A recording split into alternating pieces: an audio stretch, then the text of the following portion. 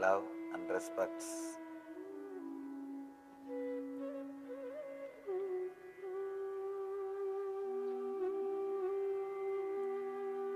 Today's subject is find your center deep within.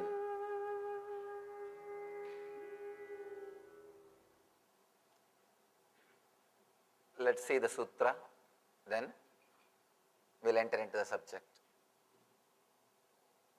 Kumbhitare chitavapi puritava yada bhavet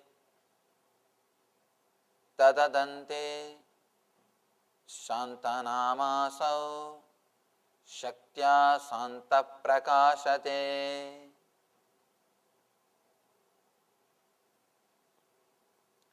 Kumbhitare chitavapi puritava yata bhavet tadante shantanamasav shaktya shanta prakashate.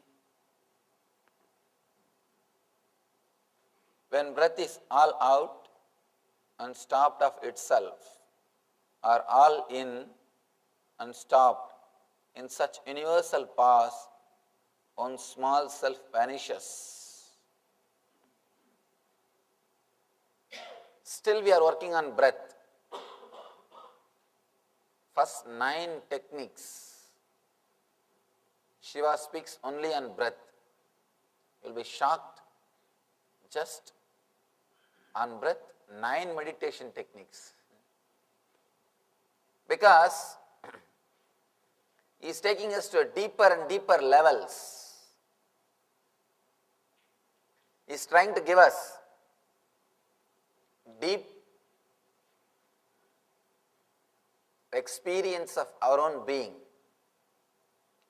Breathing is the thing which is continuously happening in you, in spite of you. Whether you want or not, be very clear. You are not breathing because of you. In spite of you, you are breathing. In spite of you, it's happening. That can be used as a beautiful method to take jump into cosmic energy or into yourself. Here, Krishna is taking us,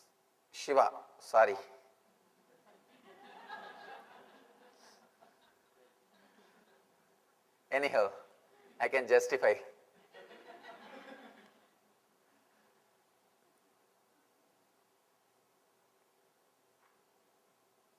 On breath, Krishna and Shiva both have given many techniques. Even in the Dhyana Yoga, Krishna speaks elaborately, extensively on breath.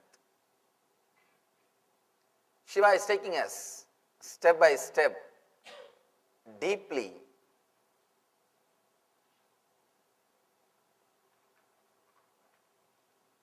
Yesterday, in the last sutra, Shiva explained how to be unclutched.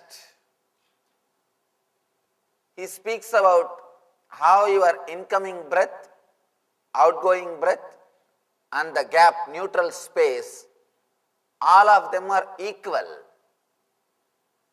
He was talking, you are liberated based on the concept of time. Now he is taking us to a little deeper. He is showing us you are liberated based on space. He is taking us to the deeper level of space. In the last sutra, he explained you are liberated, you are already what you are supposed to be. You are already what you are supposed to be. Explaining step by step, taking us into the deep levels of our breath. Through the time he explained, today he is explaining through space. We will understand how he is explaining.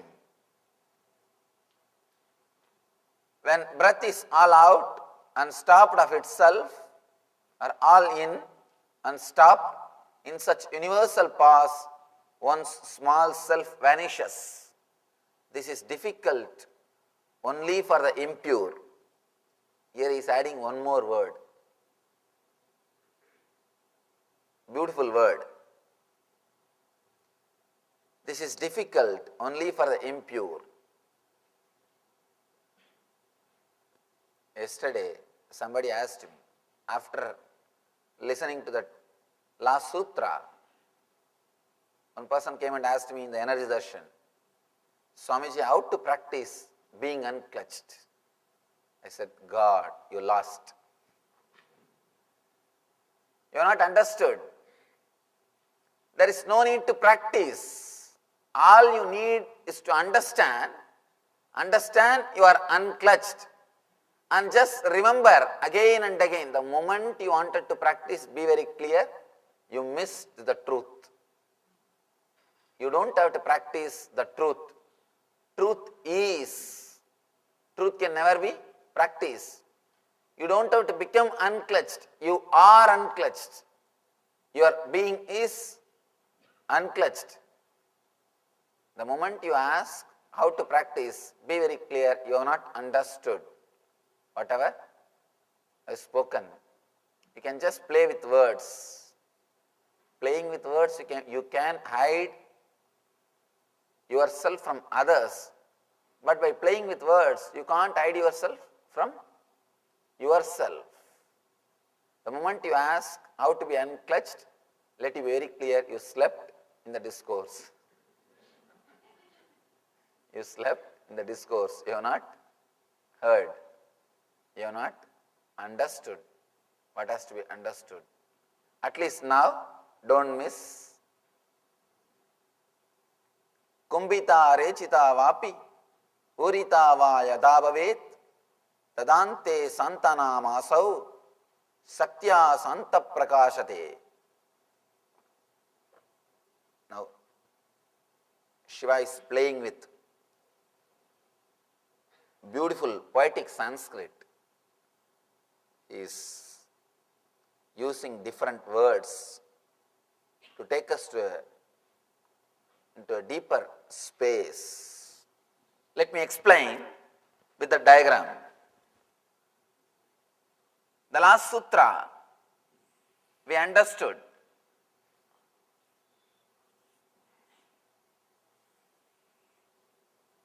Incoming breath,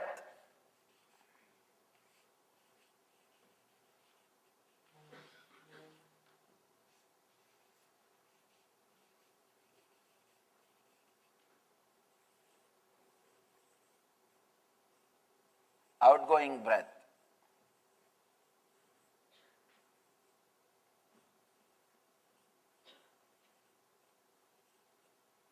And this neutral space.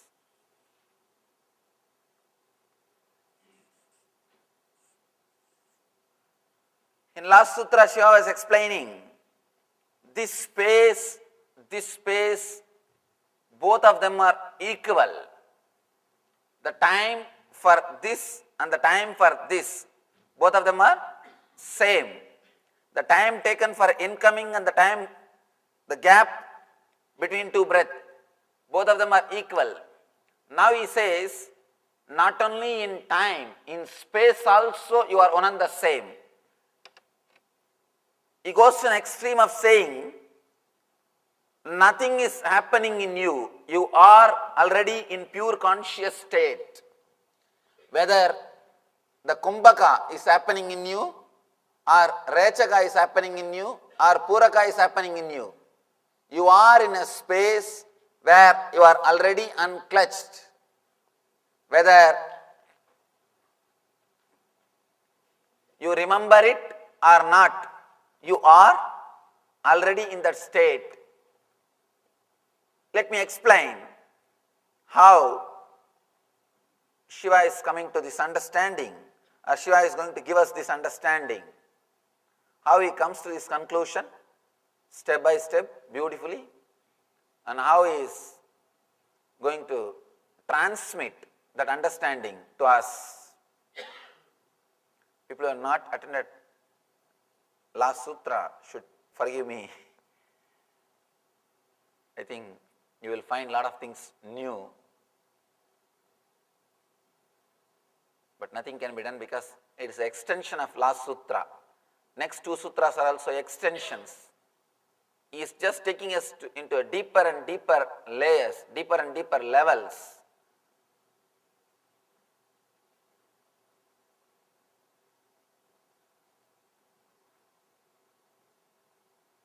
All right.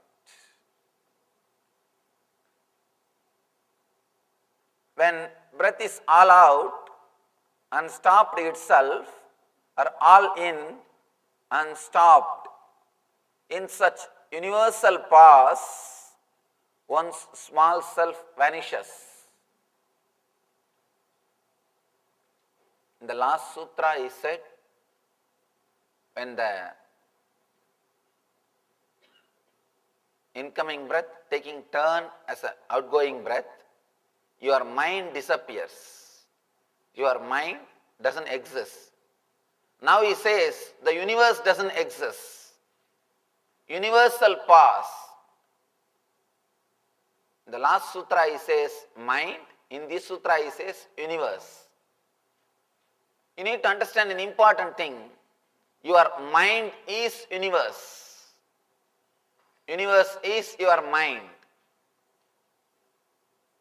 Even though Shiva doesn't give you any intellectual theories, concepts separately, he gives all the truth when he gives the techniques. It's an important thing you need to understand. The key or the essence of this sutra is mind and universe are one and the same. What you think as mind and what is this universe, what you perceive as universe, both are one and the same. Please understand. Sometime, because of your pain or suffering, you may say, how can this universe be directly connected to my mind, Swamiji? That is independent and my mind is separate. Whether you understand or not, truth is truth. A small story. One rabbi, after his retirement from the service, he went to hotel, want to fulfill his lifelong fantasy of eating pork.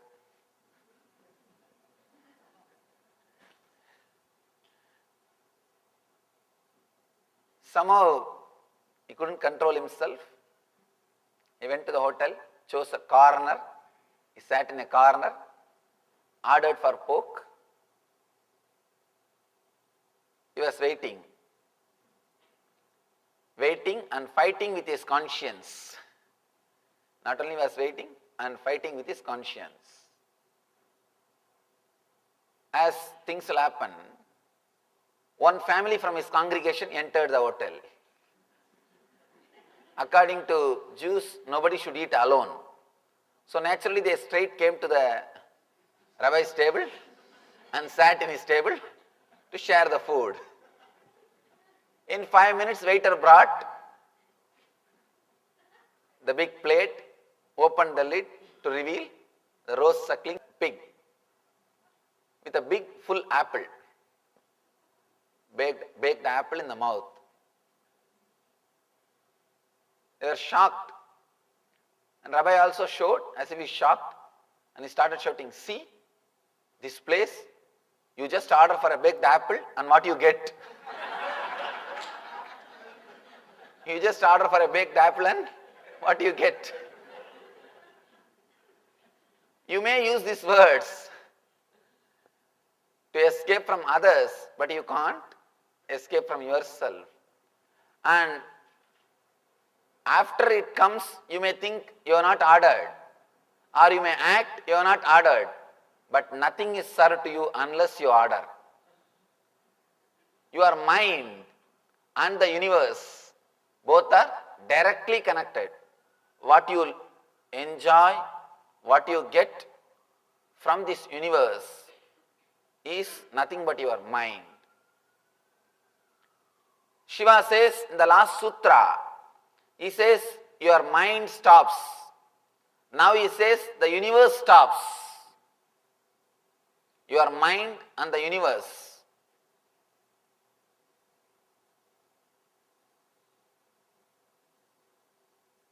In Vedanta we have a beautiful word, drishti srishti and srishti drishti. Drishti srishti and srishti drishti. Srishti drishti means what is you see. That's what we all believe. We are seeing what is. But drishti srishti means you create what you want to see. You create what you want to see. It's a little deeper level truth, difficult to understand with our ordinary logic, but truth.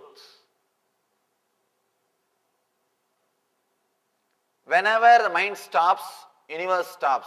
Ramana Maharshi explains this concept beautifully, this truth. Ramana Maharshi explains beautifully.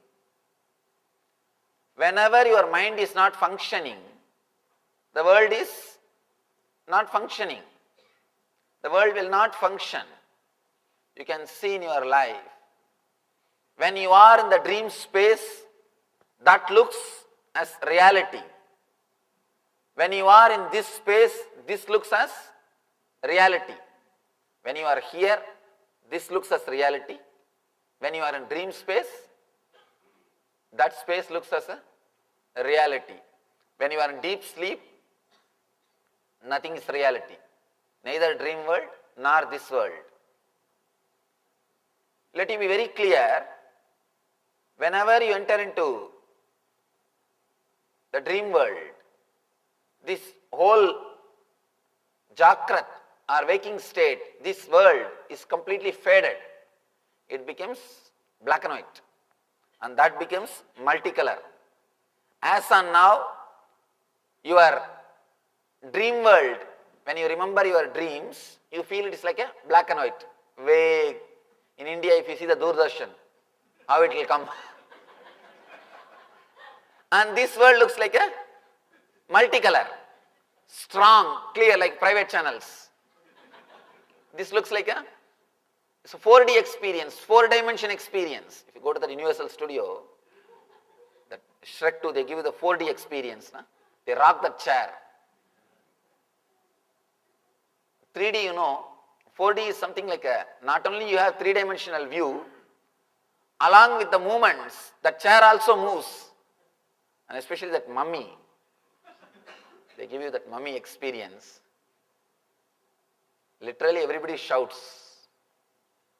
They give you that 4D experience. Same way, now you are having this world in a 4D form.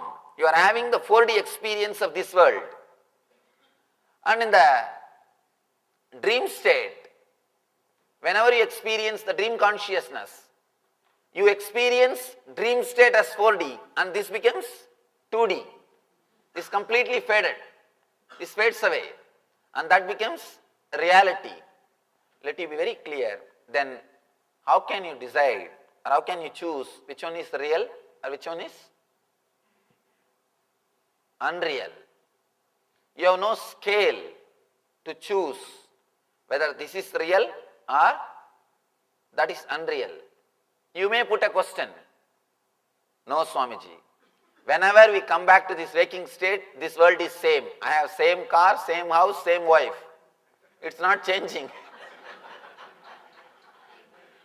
But in the dream state, whenever I enter into the dream state, I have different car, different house and different wife, you see. Different wife. And dream state things are different. How can you say this and that are one and the same? You may ask. Please be very clear.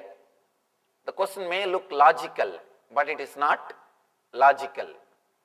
You should understand one subtle truth. For example, sometimes you live 10 years of life in one night dream. Am I right? 10 years of life is lived in one night dream. In one night dream, you take birth, grow and finish your education, do so many things. It means in the 10 years, have you not slept? Inside the dream, you fall asleep and come back to same dream and play the game, and fall asleep, come back to same dream and play the game. Understand? It's a very subtle but truth. If you give your attention, you can understand the truth. The very understanding of this truth will totally transform your inner space. See, in the one night, in just one night dreams, you live one full life, sometime 10 years or 20 years, even 30 years. In that 30 years, you have many times fallen into unconsciousness, sleep. Then you come back to the same dream and play with the dream, again fall asleep, come back to the same dream, play into the dream, again fall asleep. Be very clear how you live 30 years in one night dream. Same way you are living your 70 years in a one life dream. Life is a longest dream. Dream is short form of life. Small life is dream. Long dream is life. Let it be very clear. The very concept of time itself is illusion. That is why in one night, 10 hours of, in 10 hours dreams, you live 30 years of life. 30 years of life is lived in one 10-hour dream, one night dream. How is it possible? Because the time concept itself is created by your mind. The concept of time itself is an illusion. It is completely illusion.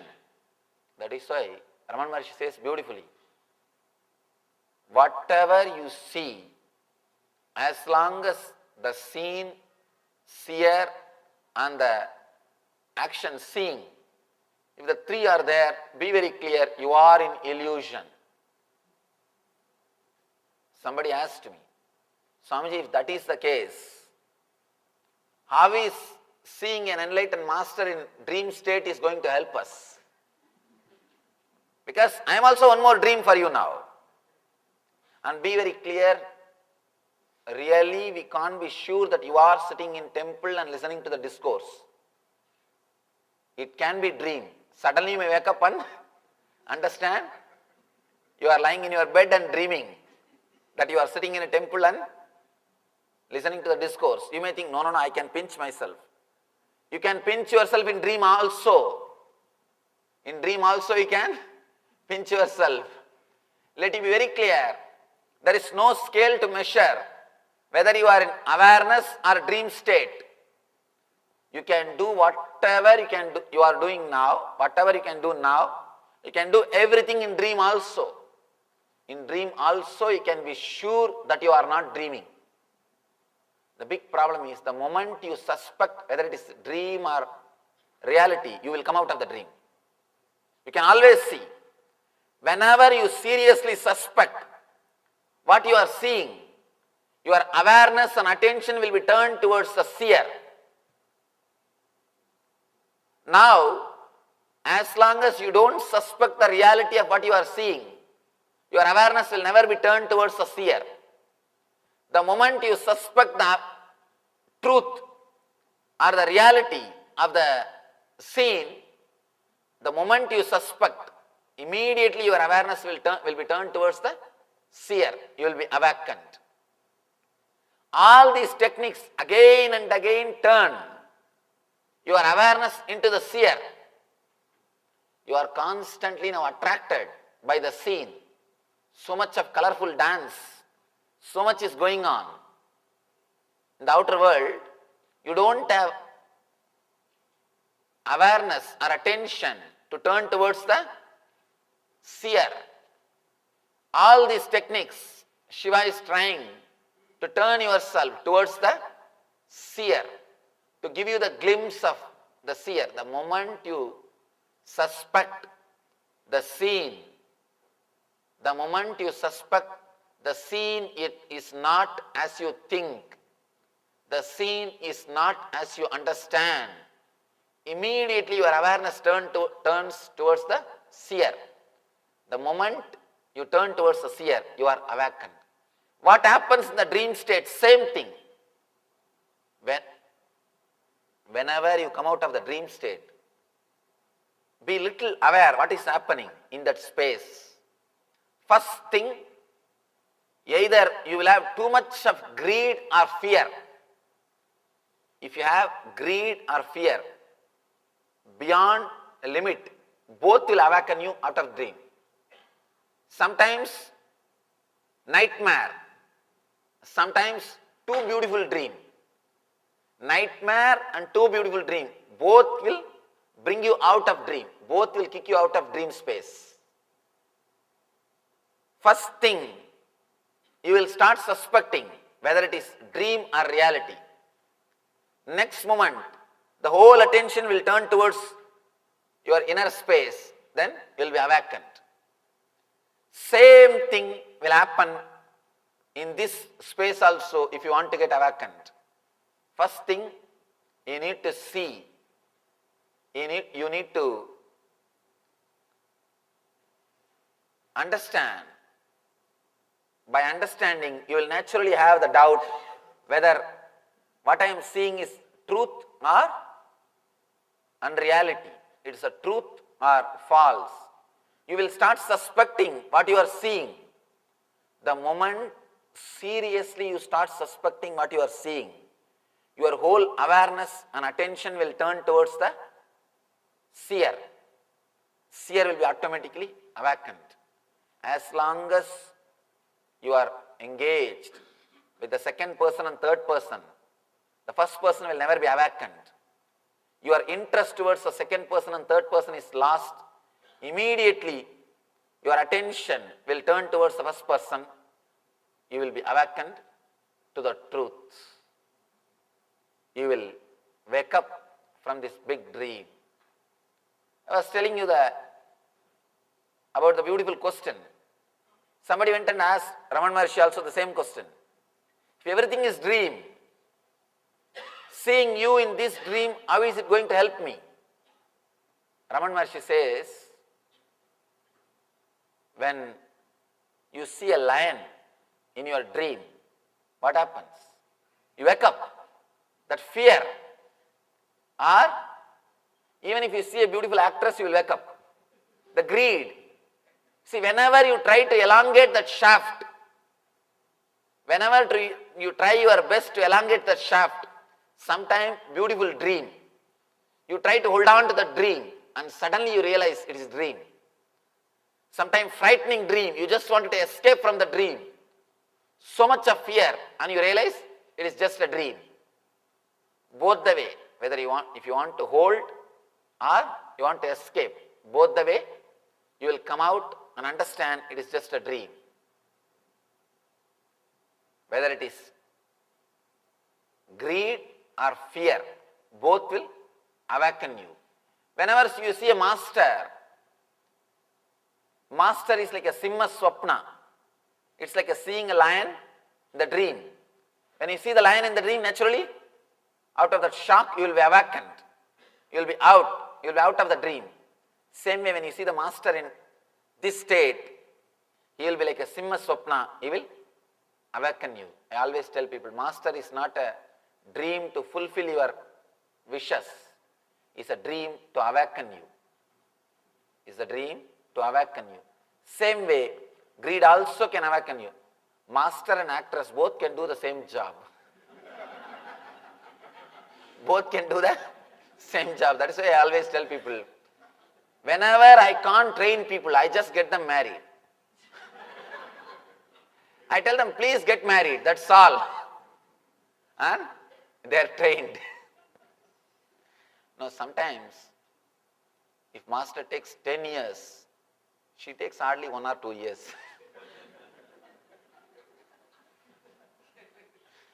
Now in our ashram, that's what I tell our brahmacharis.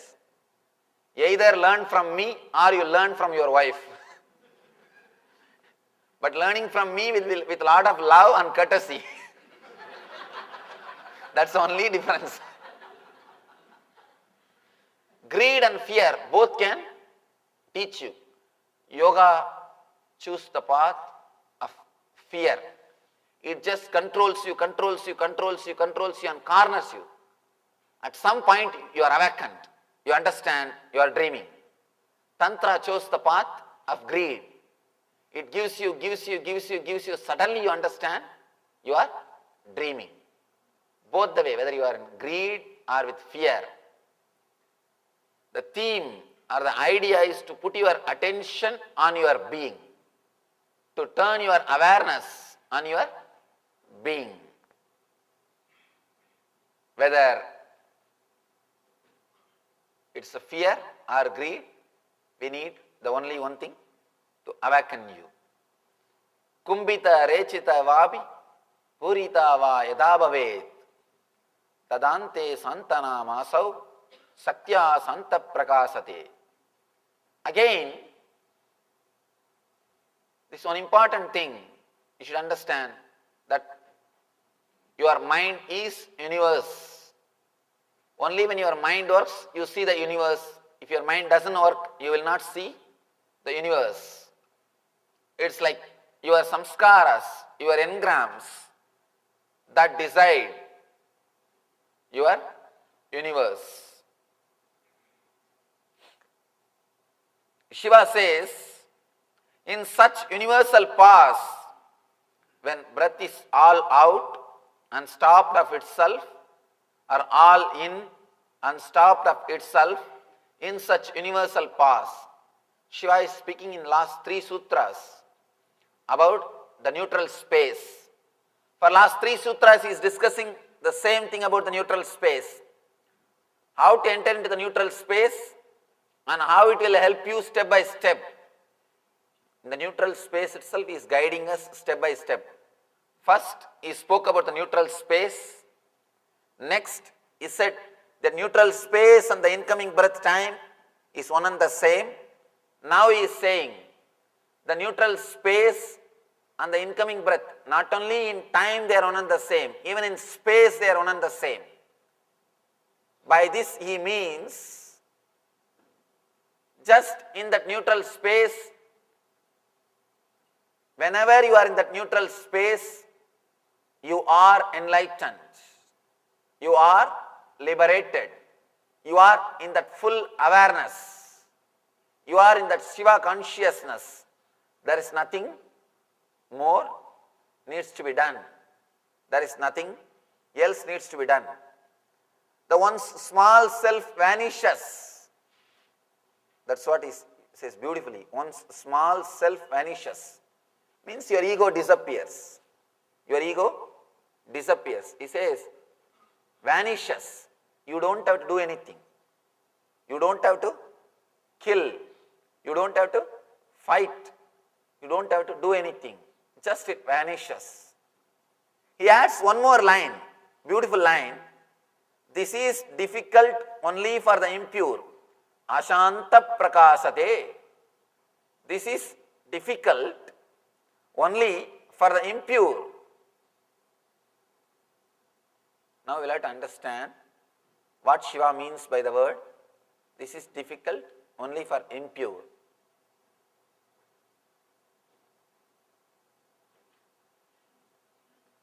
What he means by the word impurity. This is difficult only for the people who think it is difficult.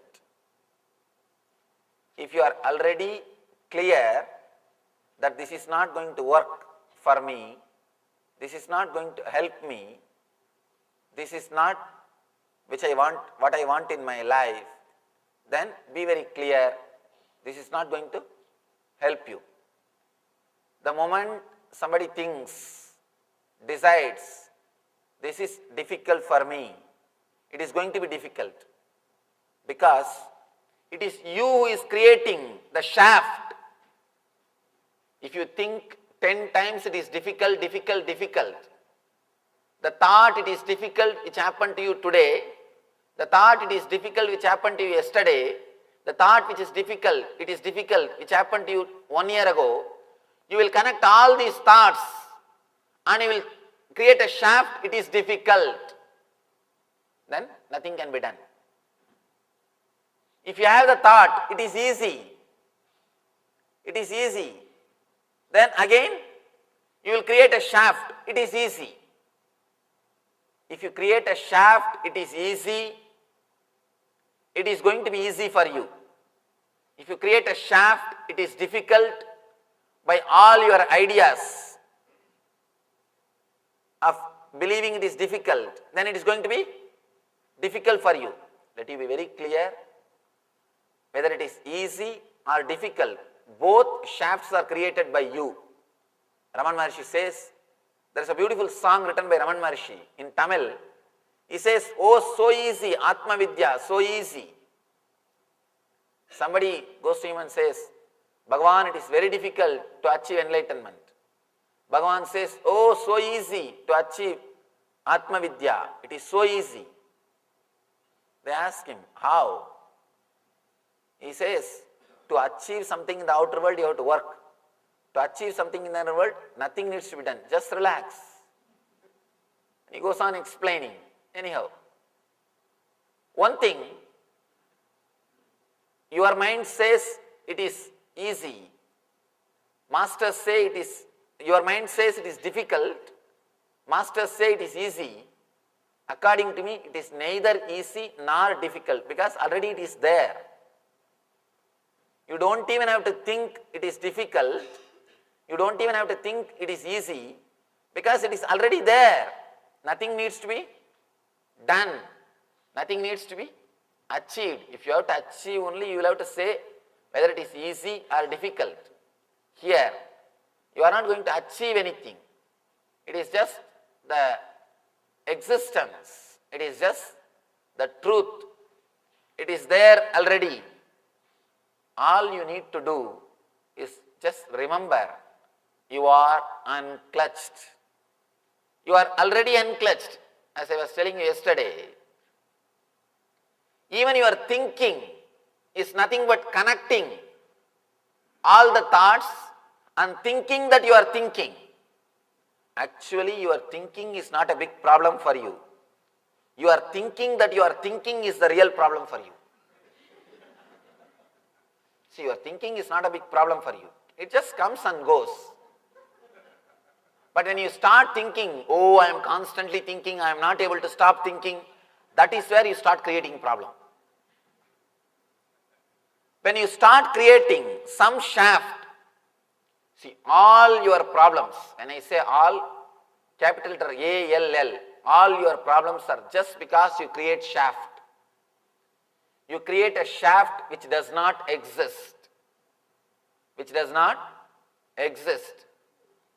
If you just understand, you are unclutched by your very nature, you can see. Even if you try to clutch, you can't clutch. Try your best to connect your thoughts. Try to be on same subject. Try to concentrate your mind. You can't concentrate because God saves you constantly. God is protecting you. That is why you are not able to concentrate. People come and ask me, Swamiji, how to concentrate my mind? They don't understand what they are asking. Be very clear. The more you concentrate your mind, more you will start suffering. As on now, concentration will bring you only suffering because your mind. When you concentrate, naturally on what you will concentrate? Whatever is there only you will concentrate. In your mind you have only sufferings. If you start creating the concentration power, your suffering will become more and more. People come and ask me, Swamiji, I forget things. Please give me the power to remember. I tell them, you don't know what big blessing it is. No, because you forget things, you soon get healed of your mental pains, mental wounds. You heal yourself. If you can't forget things, be very clear. You will be constantly suffering. Because all you know is only one thing, suffering. You do not know how to be in bliss. You do not know how to be in joy. You do not know how to connect the gaps and create the shaft of gap. All you know is how to connect thoughts and create the shafts of thought. Any thought will create only suffering for you. As on now, you not having concentration is a big blessing for you. According to Tantra, one of the great work of Shiva is Trodana. They say Trodana means making you forget things or making you move away from the past. If you start trying to have more concentration power, be very clear, you will bring more and more misery and suffering for you. That is why the people who try to do this hypnotism, mesmerism, these yogic practices to concentrate their mind, you can see always they will be in tension.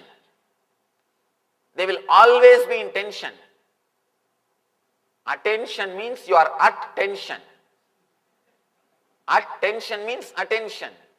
When you start giving your attention, be very clear, you are at tension. Always they will be serious. You can see constantly they will have a headache. No, really, they will have a headache. Because constantly they are trying to think on one subject. Means they are trying to create a shaft. They are trying their best to create a shaft. One more thing, no doubt they will become schizophrenics. That is why I tell you, some of the yogic practices, without intelligence if you start doing, without maturity if you start doing, you will end up only in more problems. You will end up only creating more and more difficulties, more and more problems. Because in concentration, you exclude everything. In awareness, you include everything. In awareness, you are not aware of particular thing. You are purely aware. In front of you, anything can come. You will be aware. That's all. In awareness, you work on yourself. In concentration, you work on something outside. You concentrate on something. Your whole consciousness is centered on something. In concentration, you are working towards a different angle. In awareness, you are working towards different angle. Whole West is suffering so much of depression because they misunderstood awareness as concentration. They started thinking concentration is going to help. No. Concentration is no way going to help you. Concentration will bring you more and more suffering. You will create more and more shaft. You will create too many shafts and you will start fighting with those shafts. All concentration is excluding something. For example, if you concentrate on this one line, you exclude everything else. In that one line, if you concentrate on one dot, again you exclude everything else. You are excluding. By excluding, you will not be able to achieve anything. But with awareness, you will be aware of the whole board. You will be aware of this whole scene. You will be aware of this whole space. You are aware of this whole universe. In awareness, you do not exclude anything. You only start including things. In concentration, you will be excluding things. When you start creating shaft, when you start thinking that you are thinking, be very clear, you become impure. Then it is difficult for you. Then you can't achieve this. Even you believing that you have a lot of impurity is nothing but a shaft. Let it be very clear, all your guilt, all your pain, everything is pure shaft. The mistake which you did 10 years ago, the mistake which you did 7 years ago, the mistake which you did 3 years ago, they are independent, unconnected incidents. But when you connect them and start thinking, naturally you will start creating guilt. Let you be very clear, you cannot be helped by creating guilt. Is there any single person who says, no, I changed myself, Swamiji, by creating guilt? Never. Be very clear. You might have stopped expressing that attitude. You might have stopped doing that act, but never think you are liberated from it. Never think you are liberated from it. Symptoms may change, but you are not cured. Doctor asks to a patient, how do you feel after the medicine? You came to me with a complaint that you are hearing ringing sound in your ears. How do you feel now with your ringing sound? Patient says, oh, after the medicine, I get only engaged tone. I get only the busy signal. I am not getting the ringtone. The ringtone may change into busy signal, but you will not be healed. Let you be very clear. By creating guilt, you may just change the symptom, but not the healing itself will happen. Changing symptom is not liberation. Changing symptoms is not going to help you. Let you be clear about what you are supposed to do.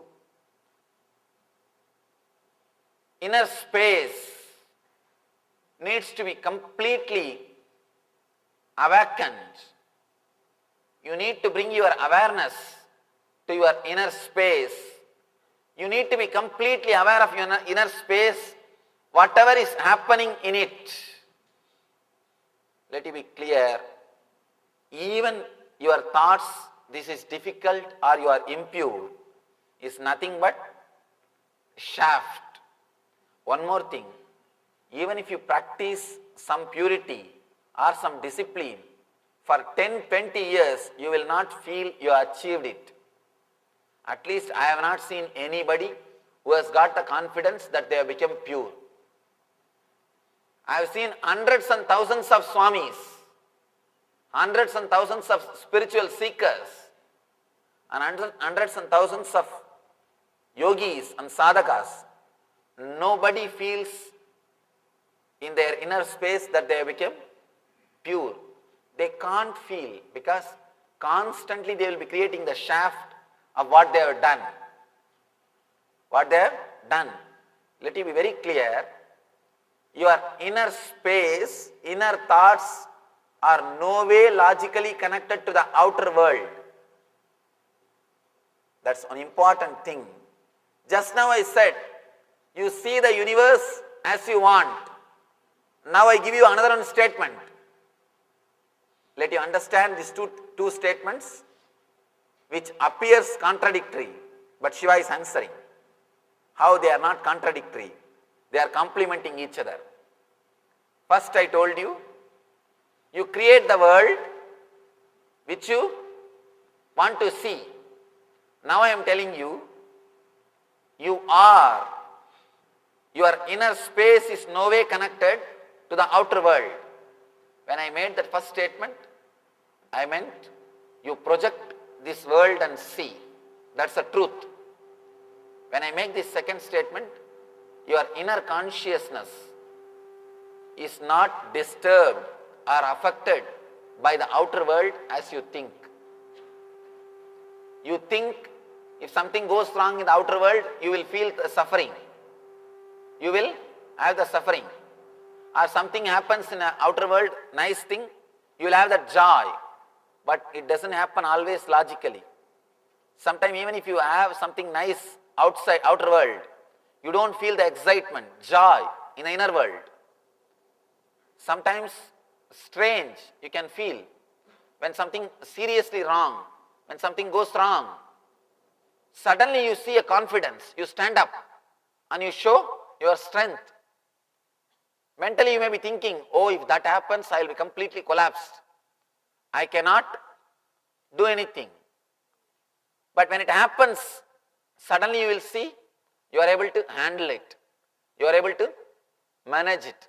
You are able to live through it. Be very clear. Two things you need to understand. Your thoughts or your response is no way connected to the happenings of the outer world. Second thing, your thoughts itself, they are not directly, logically connected with each other. Your response to the outer world and your response to the inner world, both are illogical, independent and unclutched. Your thoughts towards the outer world, towards the inner world, your own self, both are not logical or connected as you think. You are made to believe you have a logical identity. It is only a belief. Your logic, as long as you believe your logical identity, let you be very clear, you will be constantly bringing more and more and more suffering. You will not have the spontaneity. I have always seen people who are not logical, who are not educated, they will be more spontaneous. I have seen they will be so alive and spontaneous. Whenever I utter the word spontaneity, I remember a beautiful story, beautiful incident which happened in my young age. Maybe I think I told this incident in some other lecture, but I will tell this once more, at least for the newcomers. In my young age, in our village, they used to recite the Mahabharata. Mahabharata is the history of India. It is the history of India. In every village there will be recitation of Mahabharata every year. Once in a year in every village, especially in South India, they will recite the Mahabharata. Daytime they will recite the story. Night time they will do a drama. Drama means not a professional group. Same that 4 or 5 old villages, old people, they will decorate themselves and come into that. There will be small 2 bench. On that bench they will climb, that is the stage. They will sing some song and do the drama.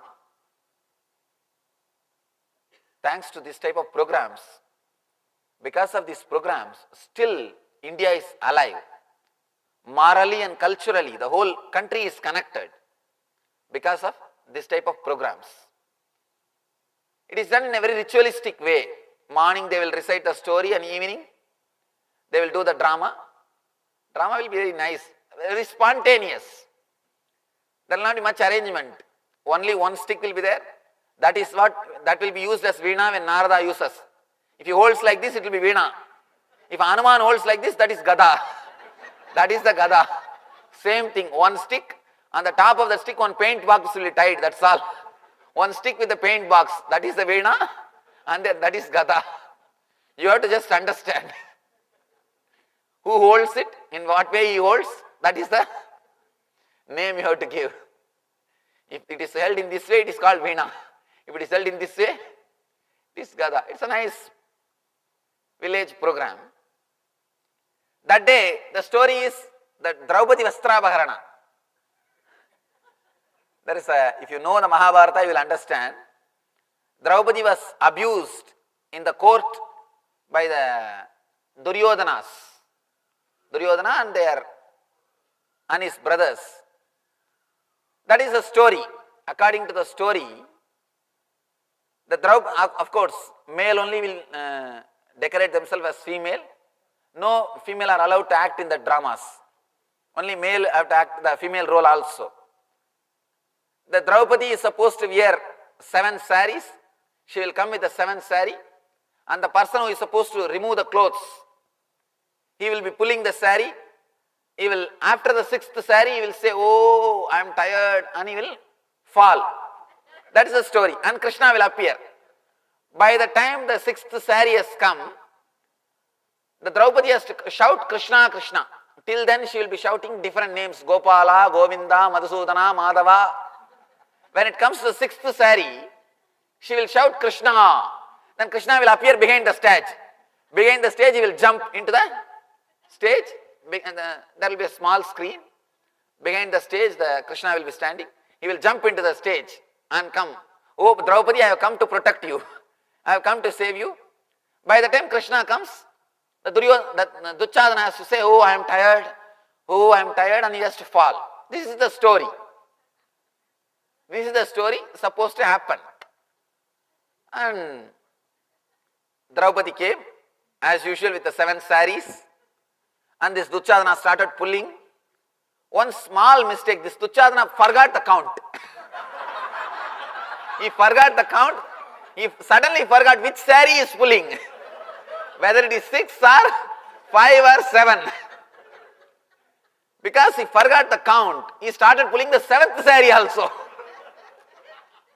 Now it is dangerous. Only 6 he is supposed to pull, and by 6, according to the story, the 6th sari when he pulls, the Draupadi has to shout Krishna, and Krishna will jump into the stage, and Duchadana will fall. Because this guy forgot the number, he started pulling the 7th sari also. And Draupadi got so disturbed, she straight away started kicking Duchadana. Hey, leave me, hey, leave me. Instead of shouting Krishna, she started kicking Duchadana. And we all thought, what is going on with the story? Draupadi is not supposed to fight with Duchadana. She is not supposed to fight, she is supposed to shout Krishna, Krishna. She lost all the temper and started kicking, hey, leave me, hey, leave me. And this guy, he did not understand what Draupadi means. And he thought she is really acting. And he is again pulling. And he, without leaving, he is just pulling the sari. And somehow they both started fighting with each other. And in that fight, anyhow, finally, nothing could be done. The Duchadana pulled the 7th sari. And this Draupadi is standing on the stage, above all female makeup, below with a trouser. With the trouser he is standing. The face is full of turmeric and flower. Above the hip, complete female decoration, with all the jacket and female dress. And below he is standing with the trouser. And the Krishna is behind the screen, he is just smoking beedi. And he is thinking, what is happening, still I am not called. And he is enjoying his beedi. And he is just peeping through the screen, still I am not being called, what happened? Because she has to shout Krishna, only then he will come. Till the 6th sari, Draupadi has to say, Madhava, Madhusudana, Govinda, Gopala. Only on the 6th sari she will shout Krishna, then Krishna will appear. And he is standing with the beedi and waiting. This guy is so spontaneous, he said, Krishna, because you are busy with your beedi, you converted me into male and saved my prestige. The whole scene took a different turn. See, actually, this spontaneity can happen only if you are not intellectual. If you are intellectual, you can't be spontaneous. What you will be doing? At the most, you will be taking one more sari and hiding. But what can be done? Already everything is open. Already things are open now. Nothing can be done. Of course, this spontaneity will be alive and active in you when you are not programmed intellectually. When you know you are unclutched. Even once you experience you are unclutched, this spontaneity will be so alive and active in you, no cloud can cover your inner space. You cannot be disturbed, you cannot be depressed, you will not be perturbed by your vasanas. That is what in Zen there is a beautiful saying, birds don't leave footprint on the air, in the sky. Birds don't leave their footprints on the sky. If you work with that clarity or the remembrance of you are unclutched, your activities will not leave their footprints, samskaras in your inner space. No activity will leave the samskara or the engram in your inner space. Nothing will touch your inner space. There's a beautiful story of Janaka Maharaja. Janaka is a great enlightened master who was king and enlightened master, both. Sugabrahma is another one enlightened master, the first Paramahamsa on the planet Earth. Sugabrahma was sent to Janaka Maharshi by Vyasa. Vyasa is the father of Sugabrahma. Vyasa says, go to Janaka and learn the ultimate truth from Janaka. Sugabrahma goes to Janaka's court. That time Sugabrahma was not enlightened. He goes to Janaka's court and he sees Janaka is just sitting in the throne and enjoying. Sugabrahma never thought Janaka is a king, and he never thought that he will be sitting in throne. When my father said, go and learn from Janaka, I thought he is a great rishi. Even if he is in the court, I thought he is a Raja Guru. But now I understand he is Raja himself. What will I learn from kings? And in those days, kings are not respected in Indian tradition. Only the spiritual people are respected. They command the whole respect. Somehow, these rishis have created such a wonderful system. The Vedic lifestyle, the person who doesn't own anything, who doesn't have anything, he is respected more than a king. Neither Vaishya, who has got money, nor Kshatriya, who has got power, is respected. Only Brahmana, who has got the intelligence, spiritual wisdom, he is respected. Only the rishis are respected. He thought, what will I learn from this king? After all, he is a king. He won't have anything to teach. Anyhow, my father said, he goes to the Janaka and he asks Janaka, what will you teach me? Janaka says, stay here for 3 days. Whenever people come to me and they ask me, Swamiji, give us a glimpse of meditation. Please teach us how to live in the bliss. I tell them, no, to tell you honestly, I can't teach you. But you can pick up. I can't teach you, you can learn. I always tell them, just be around me 24 hours for a few days. I cannot teach you by my verbal language. With words, you cannot give anything. Maybe you can pick up from my body language. Just see how I live. Just feel how I am living. That may give you some glimpse. That may give you the confidence. Be very clear. Words are not going to teach you. And here also, the words which I am uttering, they are not great. And I am not an orator. And I am not giving you any words. And my English, I know, oh God.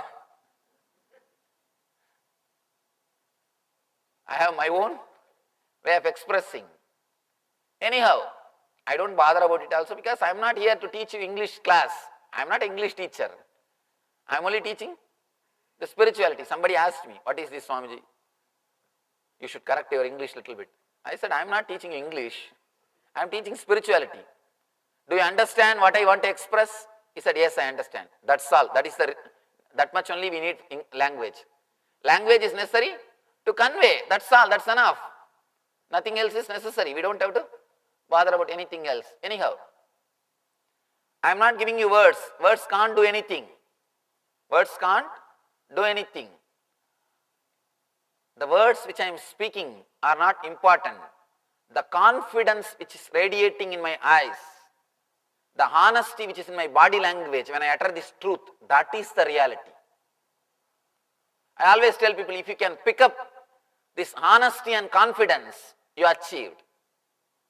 If you pick up these words, nothing, you won't be helped. You are not going to be helped. But if you pick up this honesty and confidence, then you have done what you are supposed to do. You achieved what you are supposed to achieve.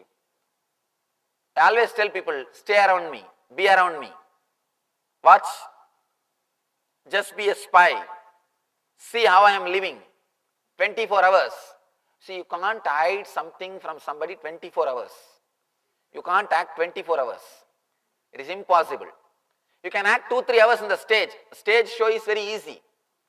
Anybody can get into the stage and do 2-3 hours of show. That's not a big thing. That's not a big thing.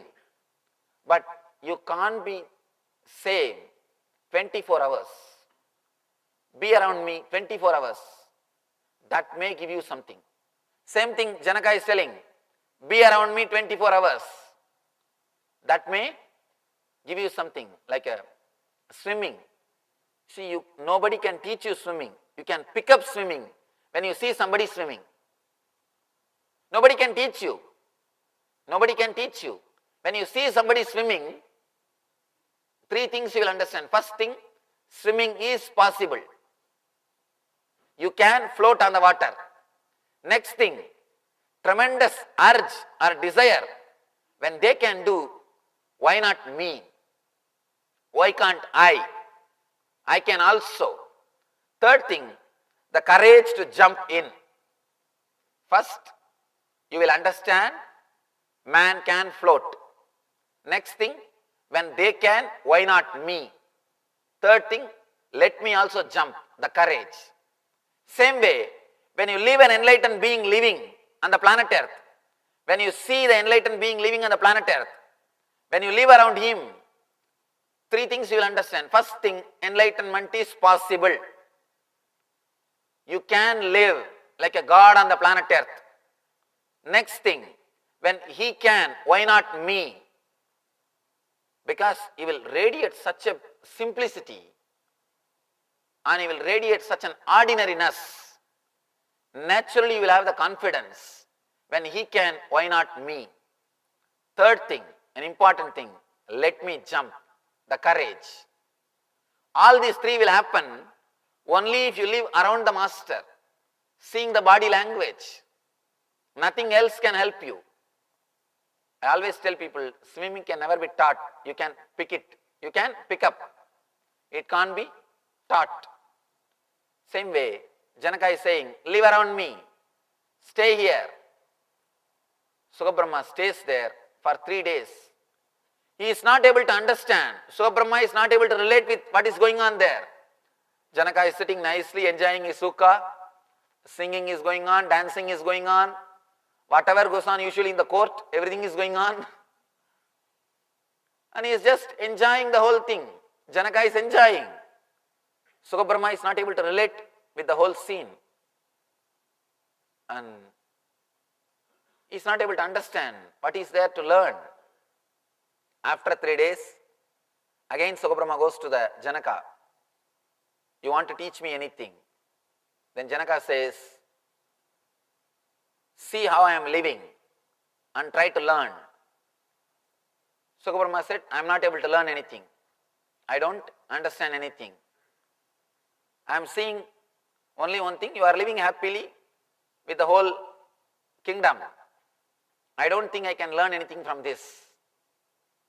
Then Janaka gives a pot filled with oil. And he says, please carry this pot and go around this palace 7 times.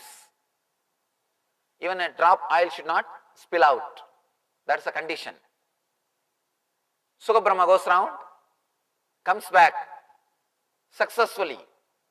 Janaka asks him, you went round 7 times this palace.